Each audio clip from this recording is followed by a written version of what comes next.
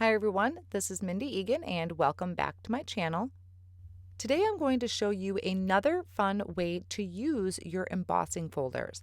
Now the other day I had posted a card when I was just doing some playtime with my spray stains, my oxide sprays, and embossing folders, and I knew I would have some requests for a video. So since I still had my supplies out, I thought I would whip up a video for you and show you what I did.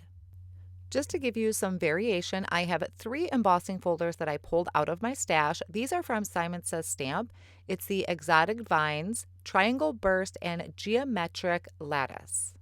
Now, typically when I do a 3D embossing folder from Simon Says Stamp, I have my platform, a metal shim, and then I usually just run my embossing folder through the machine. But today, since I'm using spray stains, I am using the Distress Heavy Stock. So this is a really heavy stock cardstock or paper. And because it's so thick, I needed to have an extra shim in here so that I really got that good impression. Now, one other thing I kind of wish I would have done was lightly mist my cardstock before running it through. Everything still embosses great, but by misting it a little bit, it kind of helps prevent any cracking that may happen. So this one I did is the Exotic Vines, which is my favorite.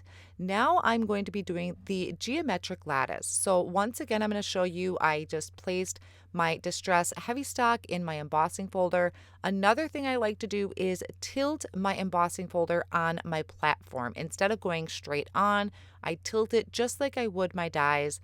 I placed my 110-pound cardstock shim on top and ran that through the die cut machine. I am using a Spellbinders Platinum 6. You may need to experiment with your sandwich to see what is going to work best for you. So my last one I'm using here is the Triangle Burst that I'm going to repeat those same steps. Now the reason that I'm using heavy stock today is because I'm going to be using so much liquid on my paper, and I know the heavy stock is going to be able to hold up to the job. Here's a look at some of the things that I will be using today. I am mixing oxide sprays with my regular spray stains. Now, oxide sprays kind of leave a chalky look behind. The spray stains give more vibrant color.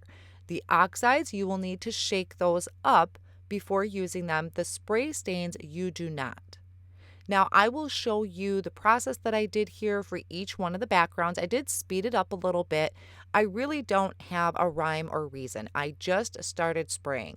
And a couple of my favorite colors that I loved to use was I have the oxides, I have Salvaged Patina, Kitsched Flamingo, and Crackling Campfire. Now, the Kitsched Flamingo will come in the next card, but I just wanted to make sure I listed that for you.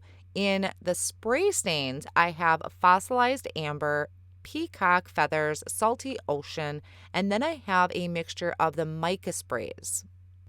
So after I kind of spray things down, I dry it.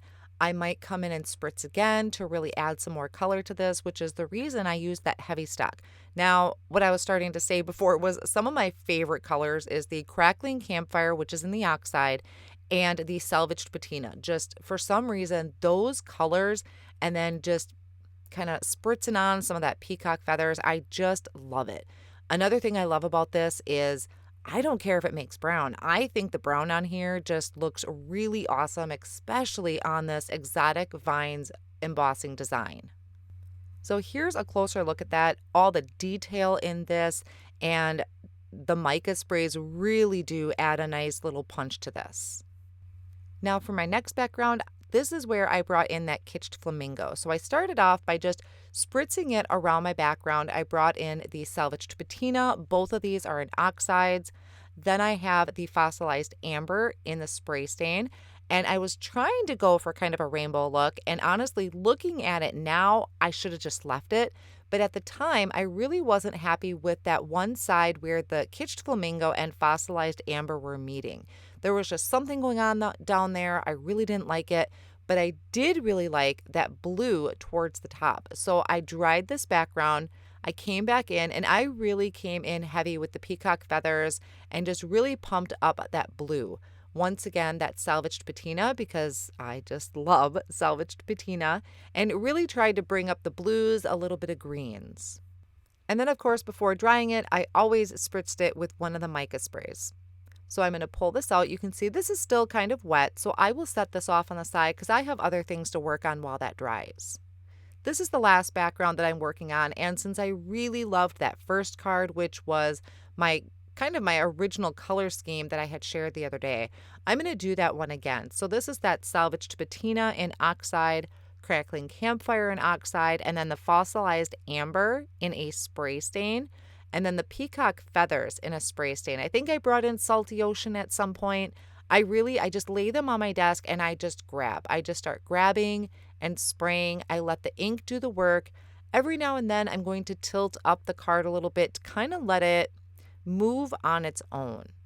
I'll spritz again with my mica spray stain, get that all over the background, tip that up a little bit, dry it with my heat tool, and then I'll show you the end results here. And I fell in love with this process. I really loved mixing the oxides and the spray stains and using them with my embossing folders.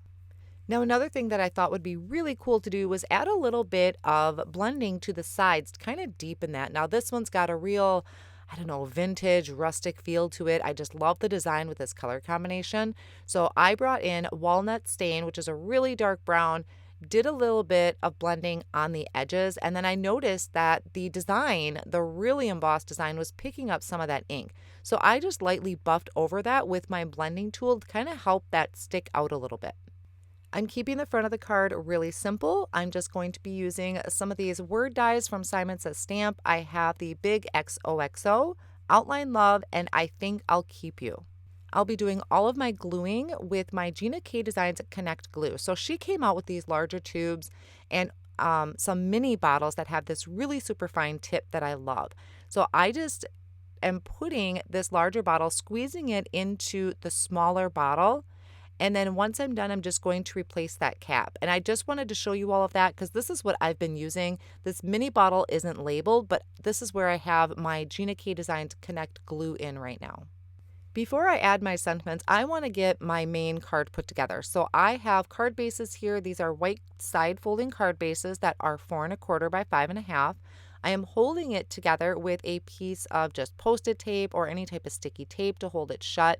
I place it in the corner of my Misty, add some tape runner to the top, and then place my backgrounds on the top. Now, I am not being light-handed with this tape because these backgrounds are a little warped because there was a lot of water going on. So I want to make sure I have that really secure on the front of my cardstock. Then I can come in and add my sentiment to the top. So now for each of my sentiments, I die cut it once from whether it's metallic gold or maybe some holographic, and then also 2 or 3 more times with white cardstock and layer that together so that it provides dimension to the front of the card. And I place blocks on top and let it sit for a minute or two to make sure it's really stuck to that background. Now the XOXO, I only used the 2 letters out of it. I didn't use the whole thing. I layered the back of it with some skinny foam strips and added it to the front of the card. And for something different, I die cut it from holographic cardstock, with just really packs a punch on the front of this card. For some of these cards, I wanted to add kind of a smaller sentiment underneath, so I am pulling out my packs of reverse sentiment strips and just picking out some that are going to match. Now, one thing I've also really been loving lately is my mini guillotine trimmer from Tim Holtz. This thing is so amazing for cutting these small strips. I really have a lot of control. I can really get these down to that fine skinny strip until it slides under my guard, and then I have to use my tweezers to get it out. But I really love these for cutting my sentiment strips. Now, because these are all printed on white cardstock, I'm taking my black Copic marker and just going around the edges to kind of have that finished look, so it looks like it's on black cardstock. Now, I did do 2 sentiment strips, so I cut my foam squares into little thin strips and I added them to the back of the sentiments. Then after I remove the backing, I can line these up under my die cut word. Now this is the Outline Love that I also have layered on top of vellum. Now for this smaller sentiment, I did cut off one of the words so that it fit with my die cut word. So I have love, the gift of your friendship, which I thought was really nice. Now to finish some of these off, I do have some jewels and rhinestones that I'm adding. These are from Pretty Pink Posh. They are metallic rose gold. And on my other card, I will be using Angel Aura rhinestones from Gina K Designs. So here is a close-up look of that design. Apologize for my camera. I didn't want to quite catch it all the time. But I love that embossed design, those colors, how they mix. You just can't do that with ink blending. As much as I love to ink blend, you just can't do this. This is so cool how these colors lay down, and nothing ever comes out exactly the same. Here's that triangle burst where I added some of the Angel Aura rhinestones to finish off the design. You can really catch that mica spray in there every now and then when it hits the light. And then this is that triangle, no, this is the geometric lattice background. And like I said, that holographic just really packs a punch to the card.